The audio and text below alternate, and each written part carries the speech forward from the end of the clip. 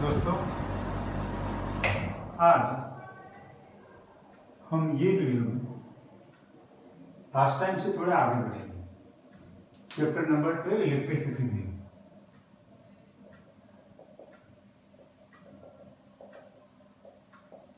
अब देखो कि भाई लास्ट टाइम हमने देखा था ओम्स लॉ। ओम्स लॉ के बाद में हमने देखा था कि भाई resistance. Then what is resistance? चलो रिवीजन। तो कि भाई resistance is a property of conductor which oppose the current. That's it. Resistance is a property किसकी? तो कि भाई कंडक्टर की। वो क्या करता है? which oppose current. बराबर। अब यहीं से हम आगे बढ़ते हैं। तो कि भाई ये हमें पता है भाई कंडक्टर्स एंड इंसुलेटर्स, ये दो चीजों से आप बहुत अच्छे से वाकिफ हो।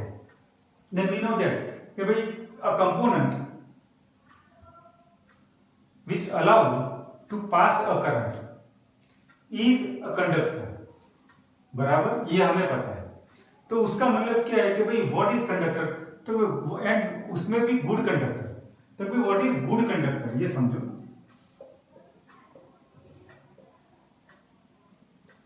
तो कि भाई गुड कंडक्टर क्या है? मतलब कंडक्टर का काम क्या है? उसका काम ये है कि भाई to carry a current from one point to the other. तो उसमें जिसका भी जो भी कंडक्टर का रेजिस्टेंस कम है, low resistance, is a good conductor. तो भाई कंपोनेंट देखो, गुड कंडक्टर की डेफिनेशन अगर चाहिए तो क्या बोलेंगे? a component which has a low resistance then it is a good conductor। बराबर, याद रहेगा भाई। फिर से एक बार मैं रिपीट करता हूं। वे component which allow a low resistance of a current is a good conductor। बराबर। अब गुड कंडक्टर के बाद में चलो अब ये समझते हैं कि गुड कंडक्टर है, देन उसका रेजिस्टेंस कितना है? तो लो है। तो अब जिसका रेजिस्टेंस सिग्निफिकेंट है, सिग्निफिकेंट रेजिस्टेंस, सिग्निफिकेंट रेजिस्टेंस का मतलब कि उतना रेजिस्टेंस है कि जिसको हम अच्छी तरह से देख सकते हैं कि भाई चलो इतना रेजिस्टेंस तो है भाई, मतलब इनसे ज्यादा है, गुड कंडक्टर से ज्यादा है, मतलब कि सिग्निफिकेंट रेजिस्टेंस है। तो उसको हम बोलेंगे then they are the resistors. तो रेजिस्टर्स की डेफिनेशन क्या हो जाएगी? तो कि भाई a component which has a significant resistance of a current is a resistor. बराबर। अब रेजिस्टर के बाद में नई टर्म हमें पता है कि भाई हमें सीखना है पुअर कंडक्टर्स।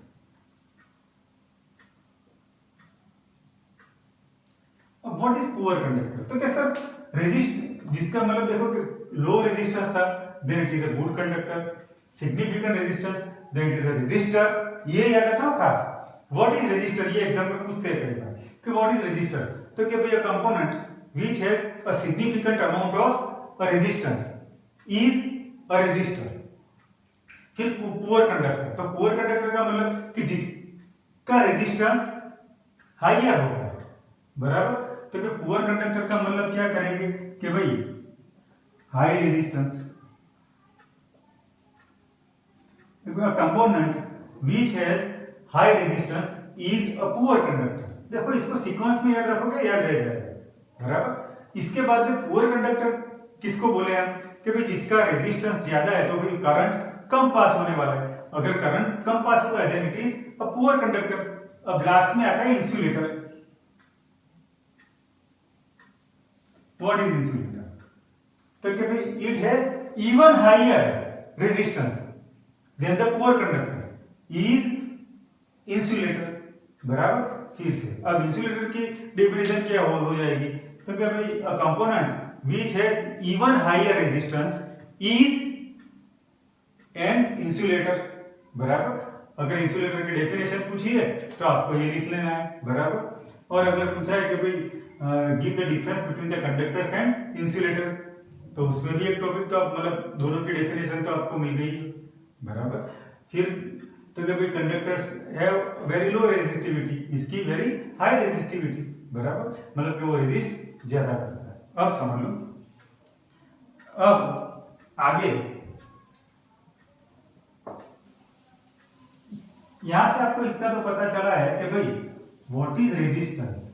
तो कि भाई रेजिस्टेंस वो चीज है कि जो it is a property of conductor, मतलब कि वो कंडक्टर के पास है प्रॉपर्टी। वो कौन सी प्रॉपर्टी है उसकी कि विच ओपोज द करंट, बराबर। अब उससे आगे कोई factors on which the resistance of a conductor depends. मान लो कि ये हमने एक वायर ली है, वायर का मतलब मैं करता हूं दिस इज अ कंडक्टर। अब आपको पता है कि कंडक्टर जो है ना उसमें से करंट तो पास होना है। अब करंट पास हो रहा है इसमें से, तो इसका रेजिस्टेंस भी तो लगने वाला है। Also conductors also have a resistance, लेकिन वेरी लो रेजिस्टेंस, बराबर। तो अब जो है ना अब मान लो, अब एक सीधे एग्जांपल से हम जाते हैं। जो उसका रेजिस्टेंस है ना वो कौन से फैक्टर्स के ऊपर डिपेंड करता है? कौन? Resistance of a conductor. तो क्या भाई मान लो कि एक रास्ता है इतना, ये, और उतनी ही चौड़ाई वाला ये रास्ता है। अब ये रास्ता जाता है फ्रॉम अहमदाबाद टू सूरत, लिख लो, बराबर। और ये रास्ता जाता है अहमदाबाद टू बॉम्बे। चलो अब मैं ये बोलता हूं कि भाई ये रास्ते में आपको ट्रैफिक ज्यादा मिलेगा कि ये रास्ते में ट्रैफिक ज्यादा मिलेगा? तो आप बोलोगे सर ऑब्वियस बात है कि भाई देखो रास्ता तो वही है, लेकिन यहाँ पर क्या है तो कि भाई इसकी लेंथ बढ़ गई, यहाँ अहमदाबाद टू बॉम्बे जाना है, यहाँ अहमदाबाद टू सूरत जाना है, तो इसमें ट्रैफिक ज्यादा हो जाएगा, बराबर। अहमदाबाद टू बॉम्बे मतलब कि इसकी लेंथ बढ़ी, तो उसका मतलब है कि ट्रैफिक का मतलब क्या है कि उसका रेजिस्टेंस। तो resistance is directly proportional to the length of the wire, मतलब लेंथ ऑफ द कंडक्टर या तो लेंथ ऑफ द वायर, बराबर। और दूसरा एक फैक्टर है कि जिसके ऊपर रेजिस्टेंस डिपेंड करता है एंड विच इज, यही एग्जांपल से सीखते हैं कि अब तो मुझे यहां से बड़ौदा ही जाना है, बराबर। ये रास्ते से बड़ौदा जाना है और ये है ना ये हमारा 6 लेन है, ये एक्सप्रेस वे है, अहमदाबाद टू बड़ौदा या तो सूरत, यहां पर भी अहमदाबाद टू सूरत ही जाना है। तो क्या अब तो दोनों में डिस्टेंस तो मुझे सेम ही कवर करना है, लेकिन क्या है कि यहाँ पर ये रास्ता देखो बड़ा रास्ता है और ये छोटा रास्ता है। तो बड़ा रास्ता है उसमें ट्रैफिक कम मिलने वाला है, इसमें ट्रैफिक ज्यादा मिलने वाला है, आपको पता है।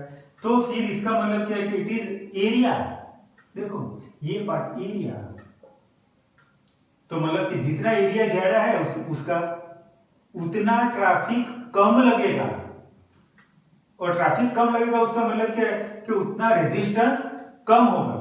और यहां पर जितना रास्ता उसका ये चौड़ा है और ये पतला रास्ता है, बराबर। तो इसमें क्या होगा, ये रास्ते में रेजिस्टेंस ज्यादा मिलने वाला है, बराबर। तो कि भाई एरिया बढ़ा तो रेजिस्टेंस कम हुआ, एरिया कम हुआ तो रेजिस्टेंस बढ़ गया। तो मतलब कि it is inverse proportion of area of a cross section. अब यहां पर अगर बात करेंगे हम वायर की, तो हम उसको क्रॉस सेक्शन के एरिया की बात करेंगे, बराबर। और ये क्या है, length of the cross section. Then R is inversely proportional to its area of a cross section। चल रहा है पता?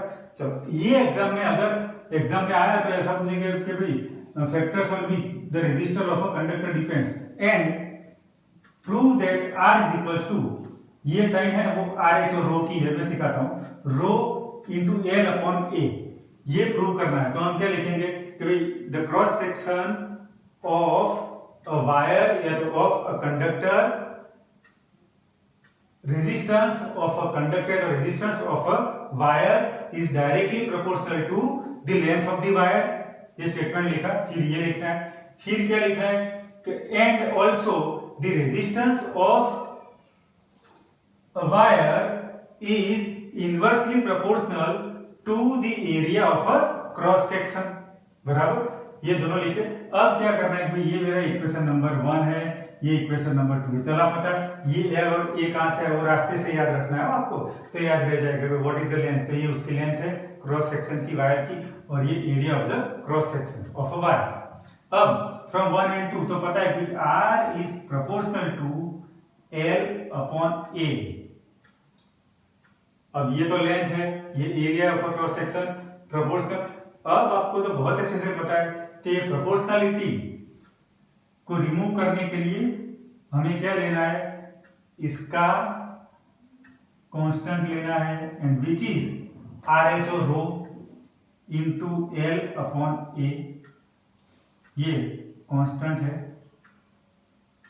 एंड विच इज RHO रो। और अब इसको हम बोलेंगे एक नाम से कि which is a resistivity, resistivity, बराबर। अब देखो कि भाई R, तो मतलब कि ये जो R किसी का भी, ये मानो, बराबर, R मतलब रेजिस्टेंस, रेजिस्टेंस तो किन किन चीजों पे डिपेंड करता है, तो it depends on the length, it depends on the area and also the resistivity. लेकिन रेजिस्टिविटी तो क्या है सर, ये तो आप नया लाए हो, व्हाट इज द रेजिस्टिविटी। तो मैं बोलता हूं कि एक चीज यार हम भूल गए, कौन सी चीज भूले सर, देखो आपने ये दिखाया था कि यहाँ से मुझे सूरत अहमदाबाद टू सूरत जाना है यही रास्ते पे, और यही रास्ते पे मतलब भले ना बड़ा रास्ता है, लेकिन मुझे अहमदाबाद टू सूरत जाना है, बराबर। तो इसमें एक चीज तो आप भूल गए हो सर, कौन सी चीज भूले हो सर, अगर मैंने मारुति 800 से जाना है और ये रास्ते में जाना है बड़ी कार से, मतलब कि कोई भी बड़ी कार मतलब कि कोई भी है जिसका पावर ज्यादा है कार का के, मतलब कि जिसकी पिकअप अच्छी है, चलो BMW से जाते हैं, चलो फेरारी से जाते हैं यार, हमें तो BMW से जाते हैं। तो अब ऑब्वियस बात है कि भाई यहाँ से जाते कि यहाँ से जाते, रास्ता तो अगर रास्ता दोनों का इक्वल है, मतलब बराबर लेंथ इसकी, फिर भी BMW से गए तो फिर पिकअप ज्यादा बढ़ने वाली, तो जल्दी पहुंचेंगे। यहाँ पर मारुति 800 से जाएंगे तो फिर पिकअप कम होगी, तो फिर रेजिस्टेंस उसका ज्यादा मिलने वाला। तो मतलब कि ये क्या है, तो कि इट इज अ मटीरियल, को मटीरियल किसका, मटीरियल ऑफ अ कंडक्टर, मतलब कंडक्टर कौन से मटीरियल का है, बराबर। तो अब आया नया फैक्टर कि भाई रेजिस्टिविटी, तो रेजिस्टिविटी किसके ऊपर डिपेंड करती है, it is depend upon the material of a conductor, बराबर, from which the conductor has made. तो अब ये समझो कि भाई अगर हमने बहुत अच्छा कंडक्टर लेना है, वेरी गुड कंडक्टर, तो फिर हमें पता है metals are very good conductors, we know that metals are very good conductors. उसमें भी हर एक मेटल की कंडक्टिविटी एज इक्वल तो होने ही वाली नहीं, लेकिन उसमें सबसे अच्छी कंडक्टिविटी किसकी है, मतलब कंडक्टर कौन सबसे अच्छा है, then it is a silver, बराबर। तो सिल्वर सबसे अच्छी कंडक्टिविटी होने से it is a good conductor. तो हम बोलते हैं कि भाई चलो हमें सब वायरिंग करना है घर में, तो किसका करते हैं, कॉपर का करते हैं, बराबर। Copper is also very good conductor, बराबर। तो सर उससे भी आपने बोला कि उससे भी अच्छा तो एजी मतलब कि सिल्वर है, तो उसका अरे करवाओ, लेकिन खर्च कितना बढ़ जाएगा, एजी मतलब सिल्वर है, वो तो बहुत महंगी है ना, बराबर। इसलिए हम ऑलवेज यूज किसको करते हैं कि भाई हम देखो कि भाई हम कॉपर और एल्यूमिनियम के इलेक्ट्रिक ट्रांसमिशन में किसका यूज करते हैं, कॉपर एंड एल्यूमिनियम का, नहीं के एजी का, बराबर। चलो अब यहाँ पर ये थोड़ा हमने समझ लिया, अब यहाँ से थोड़ा आगे जाते हैं, यहां तक तो पता चला आपको। फिर ये फॉर्मूला को मैं यहां पर फिर से लिखता हूं, R is equal to rho into L upon A, अब आदमी आपको पता है, एंड देयरफॉर अब इसको फॉर्म में लिखते तो ये is equal to R A upon L, चला पता भाई। मैं एक को क्यों लिख रहा हूं समझ लो, क्योंकि मुझे इसका यूनिट चाहिए रो का। रो इज इक्वल टू आर, मतलब रेजिस्टेंस का यूनिट कौन सा है याद करो, इट इज ओम, और ओम को ऐसे हम लिखते हैं बराबर साइन लैंग्वेज में। एंड ये एरिया का यूनिट है मीटर स्क्वायर, लेंथ का यूनिट है मीटर, तो मीटर स्क्वायर मीटर गया, then rho is equal to ohm metre बराबर। तो अब क्या है, तो कि भाई सर ये रेजिस्टिविटी का जो यूनिट है वो है ओम मीटर बराबर, ohm metre is the unit of resistivity. अगर ये क्वेश्चन एग्जाम में आता है तो फिर से एक बार आराम से समझो। चलो मैं सबको पहले रब आउट करता हूं, फिर से समझते हैं, तो आपका रिवीजन भी यहां पर हो जाएगा ये टॉपिक का बराबर है। चलो अब ये लेते हैं कि भाई resistance of a conductor is directly proportional to the length. आप दिमाग में सोचते जाओ सर क्या लिखने वाले हैं बराबर। R is directly proportional to L and L is the length of the cross section of a conductor, and also R is proportional to, याद करो, inversely proportional to the area। then क्या हो जाएगा, from 1 and 2 R is proportional to L by A। अब इसको remove करने के लिए क्या लेना है सर, एक कांस्टेंट लेना है। ये कांस्टेंट को हम क्या बोलेंगे, तो कि ये है RH रो, और या तो उसको रो को हम क्या नाम से जानते हैं, इट इज रेजिस्टिविटी। रेजिस्टिविटी क्या है, तो फिर से समझ लो कि भाई resistivity depends upon the material बराबर ऑफ अ कंडक्टर। चला पता। और फिर अब RH का फिर मैंने इसको सिंप्लीफाई करके लिखा था, तो वो भी समझ लो, इसका is equal to R into A upon L आया।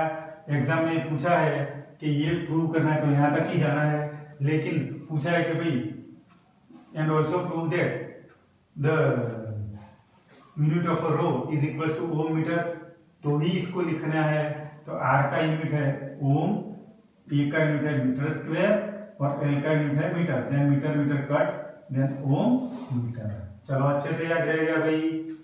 अब आगे यहां से आगे लेते हैं कि हमने ये सीखा कि भाई रेजिस्टिविटी क्या है। तो अब मैं बोलता हूं कि चलो दो वर्ड कि जो आपको डिफिट मतलब एक कंफ्यूजन में डालते हैं, सर रेजिस्टेंस एंड रेजिस्टिविटी, ये दोनों का मुझे डिफरेंस चाहिए। What is the resistance and resistivity. तो रेजिस्टेंस जो है ना वो किसकी प्रॉपर्टी है, तो भाई वो प्रॉपर्टी है कंडक्टर की प्रॉपर्टी है। रेजिस्टिविटी क्या है, तो कि डिपेंड्स अपॉन द मटेरियल। फिर रेजिस्टेंस किसके ऊपर डिपेंड करता है, तीन चीजों पे, एरिया, फिर लेंथ और रेजिस्टिविटी इटसेल्फ। ये तीनों पे रेजिस्टेंस डिपेंड करता है। और रेजिस्टिविटी किसके ऊपर डिपेंड करती है, it is only the material बराबर। तो मतलब कि ये एरिया, लेंथ एंड मटेरियल, ये तीनों पे रेजिस्टेंस डिपेंड करता है। और रेजिस्टिविटी किसके ऊपर डिपेंड करती है, it depends upon the material of a conductor only बराबर। अब रेजिस्टेंस का यूनिट इज ओम, इसका यूनिट इज ओम मीटर। चला पता भाई। अब सर अच्छे से पता चल गया कि ये दोनों का डिफरेंस क्या है, what is resistance and what is resistivity. तो रेजिस्टिविटी वो हम जो मटेरियल यूज करते हैं वो बराबर। मटेरियल का मतलब ये करना है कि कॉपर का लिया है वायर, तो वो कॉपर मटेरियल है, उसकी रेजिस्टिविटी अलग है। सिल्वर का वायर लिया है तो सिल्वर की रेजिस्टिविटी अलग है। अगर मैंने एल्यूमिनियम का वायर लिया है तो उसकी रेजिस्टिविटी अलग है बराबर। अब देखो कि अलॉय, व्हाट इज अलॉय, ये आएगा आपके केमिस्ट्री में, तब इसमें डीप में सीखेंगे। लेकिन अब इतना समझ लो कि alloy is a mixture of metals. Alloy is a mixture of metals. तो अब अलॉयज जो है ना उसकी रेजिस्टिविटी ज्यादा होती है in compare to the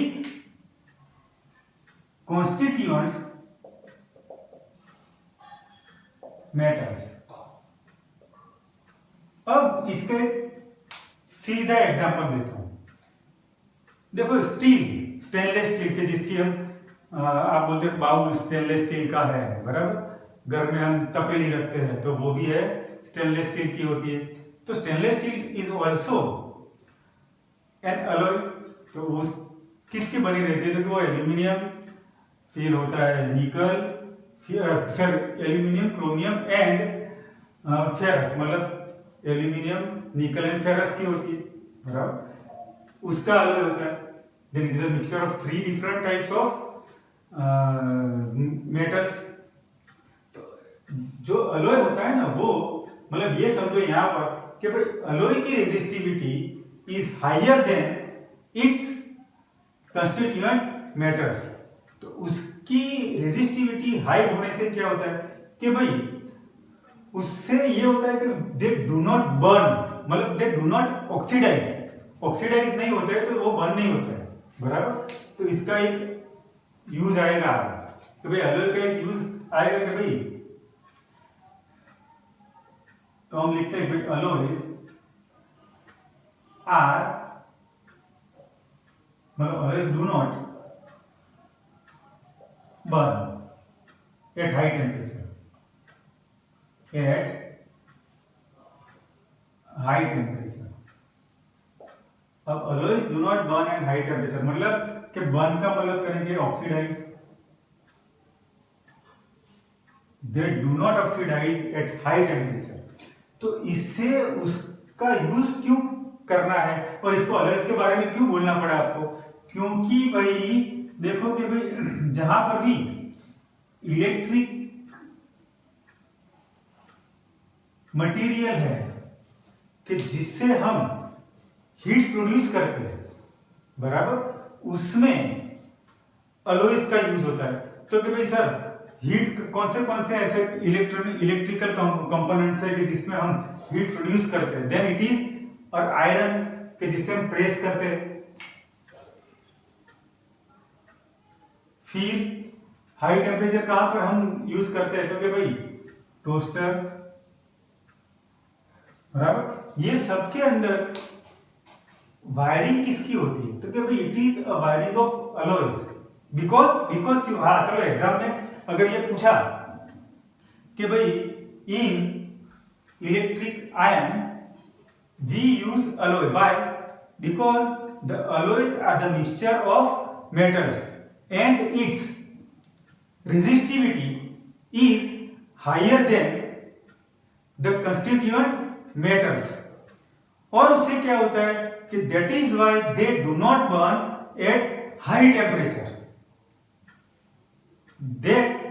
Because of that we use alloys in electric components like iron and toaster, बराबर।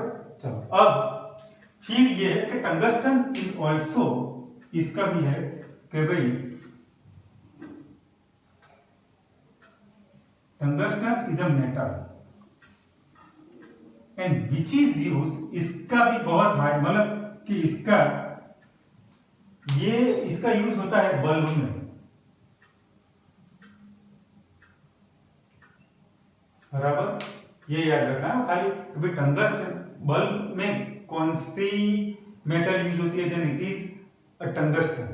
क्यों टंगस्टन यूज होता है वो नेक्स्ट टॉपिक में आएगा, उसके बारे में हम डिटेल में सीखेंगे, ठीक है। अब आगे मतलब यहां पर ये याद रखना है, याद रह गया भाई कि भाई रेजिस्टिविटी अलग अलग। रेजिस्टिविटी में ये बोलेंगे कि भाई चलो अलॉयज है तो उसकी रेजिस्टिविटी क्या है? कम है। किससे कम है?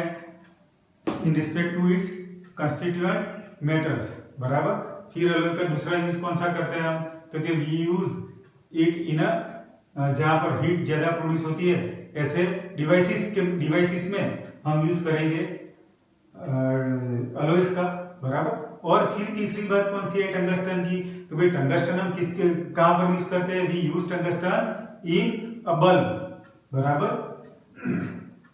फिर आता है कॉपर एंड एल्यूमिनियम, ये तो मैंने बोला पहले से, फिर भी बोल देता हूँ यहाँ पर कि भाई copper and aluminium are used to make electrical transmissions, बराबर।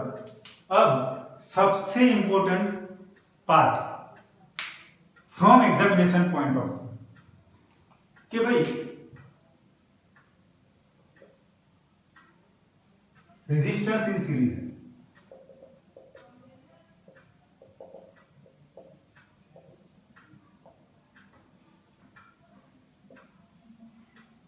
अब joining, if we want to join the resistance मतलब इन अ सीरीज, तो उसका डायग्राम एक बार आपको बहुत अच्छे से आ गया ना, फिर कुछ नहीं। देखो ये सर्किट बनाते हैं, चलो एक बैटरी लगाई है यहाँ पर, की से क्या होगा, चालू बंद ऑफ ऑन कर पाएंगे। अब आपको ये पता है कि ए मीटर से क्या होता है, we can measure the current which passes through the circuit, बराबर। अब ये हमारा रेजिस्टेंस है R1, ये रेजिस्टेंस है R2 एंड ये रेजिस्टेंस है R3, बराबर। अब ये समझो कि भाई अगर यहां से ये दोनों के बीच में V1 मैंने ले लगाया है, ये है V2 और ये है ये V2 और ये है V3। चलो यहाँ पर एक और रिवीजन आपका हो जाता है कि भाई हमने जब भी ए मीटर के बारे में सीखा था तो क्या बोला था कि भाई always be join a meter in a series. देखो तो ये सीरीज में ही जा रहा है, ए मीटर यहाँ जोड़ोगे, यहाँ ज्वाइन करो सीरीज ही, बराबर। Then it can measure the current.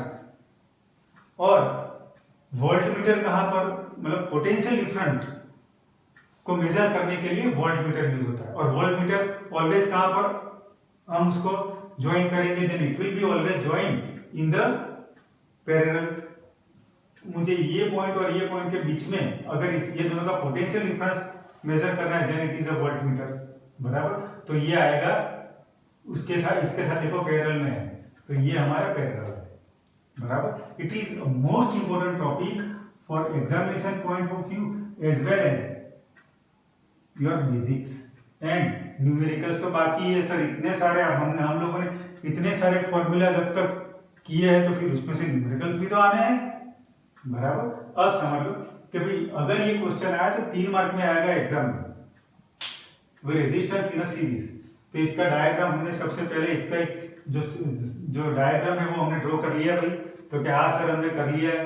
अब इसमें भी समझो कि याद क्या रखना है कि देखो करंट कन्वेंशनल मेथड से ही जाना है, तो it passes through positive to negative. तो देखो ये मैंने करंट मतलब आई रिप्रेजेंट किया है। अब इसमें याद ये रखना है कि भाई अगर if the resistance are in a series then क्या होगा कि then the total current will be the same. मतलब टोटल करंट का मतलब ये करता हूं कि भाई यहां से जो करंट पास होना है, यहां से जो करंट पास होना है और यहां से जो करंट पास होना है, इट विल बी इक्वल, मतलब सेम करंट। फिर से एक बार बोलता हूं कि भाई in a resistor, if resistors are in a series, then the current passing through R1, R2 and R3, मतलब कि resistor 1, 2 and 3 is same, and the potential difference of R1 is V1, R2 is V2 and R3 is V3। ये चलो ये देखने से आपको याद रह गया भाई, चला पता। फिर से एक बार क्या लिखना है समझ लो, ये सब एग्जाम में लिखना है आपको कि भाई in a series of resistance the current passing through R1, R2 and R3 is same and the potential difference of R1 is V1, R2 is V2 and R3 is V3, बराबर। मतलब कि अब क्या देन उसका मतलब क्या है कि भाई आई तो आई ही रहने वाला है, और टोटल पोटेंशियल डिफरेंस कैसे मिलेगा, then the total potential difference is V1 plus V2 plus V3, बराबर है भाई। चलो अब ये एक मैंने ले लिया है क्योंकि ये क्या है, द रिजल्टिंग मतलब क्या है, तो total potential difference is V1, मतलब इसका पोटेंशियल डिफरेंस प्लस इसका is V1 plus V2 plus V3। तो इसमें आई सेम रहना है, ये तो हम बोल ही चुके हैं, बराबर। तो अब फ्रॉम ओम्स लो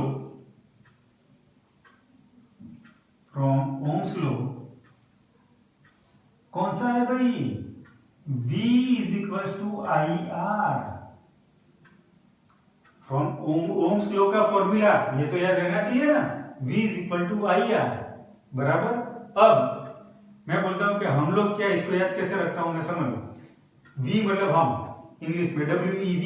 देखो मैं बोलता हूं ना आपको कि I am very good at English, I can mix any language with any language, बराबर। तो अब समझो कि भाई V is equal to I R का मतलब कि V हम लोग, आई मैं रोहित हूं, हम लोग क्या है, मैं रोहित हूं, मतलब आई मतलब मैं खुद, बराबर। आर का मतलब रोहित, बराबर। तो मैं रोहित हूं, बराबर। तो इससे V is equal to I R is Ohm's law. And जो लोग मेरे से अच्छे परिचित में उनको पता है what is ohm, sorry who is Om, then Om is my son. अब ये समझो कि V is equal to I R, तो इससे हमें V1 इज इक्वल टू क्या मिलने वाला है, तो क्या सर इसमें आई करंट तो सेम रहने वाला है, current passing through all three resistance is the same, मतलब आई तो आई ही रहने वाला है। तो V1 यहां से ये V1 क्या मिलेगा, तो R1, और यहां से जो पास होना है ना वो तो आई ही रहने वाला है, then V1 is equal to IR1, V2 is equal to IR2 and V3 is equal to IR3। चलो भाई ये तीनों को मिला के इक्वेशन नंबर 2 बोल देते हैं। तो अब ये तीनों की वैल्यू यहाँ पर पुट अप कर लेते हैं, और इवन इसकी भी तो करनी है, इसको भी 2 दे दो, चलो इसको 3 दे दो, कोई बात नहीं। अब क्या करेंगे, फ्रॉम इक्वेशन नंबर 1, 2 एंड 3 देखना हो, ये V की जगह पर V1 plus V2 plus V3 लिखते हैं। तो क्या भाई यहाँ पर ये इसमें V की जगह पर क्या आएगा, it is IR is equal to V1 की जगह पर आएगा IR1 प्लस V2 की जगह पर आएगा IR2 प्लस IR3। अब यहाँ पर IR is equal to I common, then R1 plus R2 plus R3, I cancel हो गया भाई, देन क्या मिला, R is equal to R1 plus R2 plus R3। तो अब क्या बोलेंगे कि भाई in a resistance, if the resistance are in a series, then the total resistance of a series is a sum of the resistance joined in a series। तो अब यहां पर मैंने मान लो कि 4 रेजिस्टेंस को ज्वाइन किया, then it will be the resulting resistance is R1 plus R2 plus R3 plus R4। अगर मैंने 8 रेजिस्टेंस को मतलब ज्वाइन किया, 8 किए, 6 किए, 5 किए, अगर 5 को किया तो then the resulting resistance will be R1 plus R2 plus R3 plus R4 plus R5। चला पता भाई। चलो अब फिर से एक बार मैं बोलता हूं कि भाई जब इस सीरीज में जब भी हमें काम करना है तो याद क्या रखना है दोस्तों, सीरीज में हमें ये याद रखना है कि भाई उसमें क्या करंट विल बी सेम, पहले तो दिमाग में ये रखना है कि करंट सेम है, और चेंज क्या होता है उसमें, potential difference between R1, R2 and R3। तो R1 में से कौन सा पास होता है, V1, R2 का पोटेंशियल डिफरेंस कितना है, V2 है, और R3 का पोटेंशियल डिफरेंस है V3। और फिर हम इसको किससे आगे प्रूव करना चाहेंगे, तो ओम्स लॉ से। And what is Ohm's law, we know that V is equal to IR, तो V1 is equal to IR1, क्योंकि I तो सब में इक्वल ही है, बराबर। ये याद रखो, मैं बार बार बोलता हूं कि भाई I मतलब करंट ऑलवेज इक्वल है, किस में, सीरीज में, बराबर। चलो देन ये हो गया, और 1 2 3 से हमने यहाँ पर वैल्यूज पुट अप करी, तो V1 is equal to IR1, V2 is equal to IR2 and V3 is equal to हमने डाला है IR3। फिर ये तीनों में से हमने कॉमन लिया है I, then I will be cut, then R is equal to R1 plus R2 plus R3। चलो अब आगे बढ़ते हैं भाई हम रेजिस्टेंस इन अ पैरेलल। अगर आपको ये अच्छे से पता चला है ना, तो पैरेलल वाला तो इजी हो जाएगा आपके लिए। पैरेलल, अब पैरेलल में ये करेंगे हम। देखो इसका फिगर अच्छे से आपको पता चल गई तो कोई प्रॉब्लम नहीं है।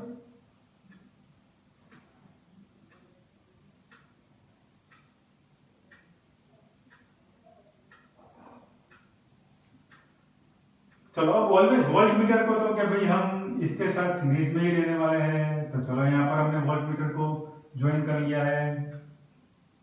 वोल्ट मीटर किसके लिए होता है भाई? सर वो पोटेंशियल डिफरेंस, हाँ सही बात है, पोटेंशियल डिफरेंस को मेजर करने के लिए होता है, बराबर। अब देखो, और ये कन्वेंशनल करंट यहाँ पास होता है, यहाँ पास हुआ, यहाँ पास हुआ भाई, और यहाँ से जाके यहाँ आता है, और मैं करंट को मेजर करने वाला हूँ ए मीटर से, बराबर। अब यहाँ से जो करंट, अब देखो कि यहाँ से पोटेंशियल डिफरेंस चेंज होने से के कारण ये प्लस ये माइनस बैटरी, अब यहाँ से यहाँ पर आए तो करंट 3 पार्ट में डिवाइड होता है। देखो यहाँ पर करंट ये R1 है, ये R2 है, ये R3, तो यहाँ पर जो करंट जा रहा है ना, पास हो रहा है, वो I1 बोलते हैं, इसको हम I2 बोलते हैं और I3 बोलते हैं, बराबर। और इसका total current will be I, बराबर। अब ये समझो कि भाई if the resistance are in a parallel then क्या सेम होगा, then the potential difference is same. ये आपको बहुत अच्छे से याद रखना है। क्या बहुत अच्छे से याद रखना है कि भाई if the resistance are in a series की बात करता हूं, देन क्या इक्वल है, करंट इक्वल है, और अगर पैरेलल में रेजिस्टेंस है तो फिर क्या इक्वल है, तो फिर सर इक्वल है वोल्ट, मतलब पोटेंशियल डिफरेंस इक्वल है, बराबर। चला पता भाई। अब समझ लो कि इसमें लिखेंगे क्या सर, तो कि शुरुआत ये करेंगे कि भाई करंट पासिस थ्रू R1 मतलब resistance 1 is I1 from resistance 2 मतलब R2, current passes I2 and current I3 passes from from R3। अब ये 3 पार्ट में डिवाइड हो गया, एंड फिर लिखेंगे कि फ्रॉम ओम्स लॉ, ओम को तो याद करना ही है, तो क्या Ohm's law V is equal to IR, ये हमें पता है।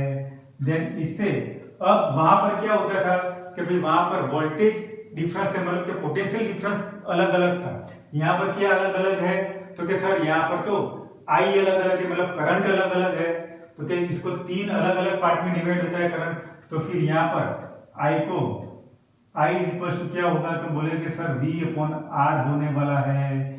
चलो अब तो क्या यहाँ से I1 क्या मिलेगा, तो क्या सर वो I1 इज इक्वल टू हमें मिलता है V/R1, क्योंकि यहाँ पर V तो सेम ही रहना है, देखो।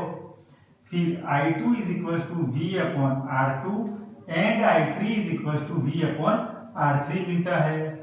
मैंने बोला, क्या बोला मैंने शुरुआत में कि भाई then the total current is the sum of these 3 currents, then the total current I is equal to I1 plus I2 plus I3। चलो थोड़ा थोड़ा पीछे भी जाते हैं। सीरीज में क्या करते थे सर, वहां पर V is equal to V1 plus V2 plus V3 लेते थे। 2 बार आप अच्छे से लिख लोगे क्वेश्चन को, आ जाएगा, और एग्जाम में दोनों में से एक तो पूछना ही पूछना है, बराबर। चलो अब I1 की जगह पर क्या लिखना है भाई, I1 की जगह पर लिखना है V/R1 sir plus I2 V/R2 plus ये हो गया V/R3। अब इसको सिंप्लीफाई करेंगे, अगर नहीं दिखता है तो यहाँ पर लिखता हूं मैं।